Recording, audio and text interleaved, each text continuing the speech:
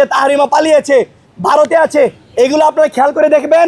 যতগুলো খুনি কুত্তা লীগ আছে, যতগুলো খারাপ লীগ আছে, এই লীগের যারো সন্তান যেগুলো আছে, এই যারো সন্তানগুলো এগুলো পোস্ট করতেছে। আমরা আবারও দেখতেছি এই বাংলাদেশে আবারও এসে যারো সন্তানগুলো বিভিন্ন জেলায় জেলায় মিছিল করতেছে। এই জনাব তারেক রহমান সাহেব, আপনি কি চোখে দেখেন না? আপনার প্রশাসনের এই স্বরাষ্ট্র উপদেষ্টা কি হাতে চুরি পরে বসে আছে? সে তাহরিমা একজন জুলাই যোদ্ধা, সামনের সারির একজন জুলাই যোদ্ধা। এটা তার অসংখ্য সাহস এবং কৃতজ্ঞতা সারা বাংলাদেশের মানুষ দেখেছে। এই কতগুলো ফেসিস্ট কুলাঙ্গার আছে, গুন্ডা খুনি লিক আছে, এই যাদের কোনো চরিত্র ঠিক নাই, যারা মানুষ মারা গেলেও আলহামদুলিল্লাহ বলে, এই কুলাঙ্গারগুলো অপপ্রচার চালাচ্ছে।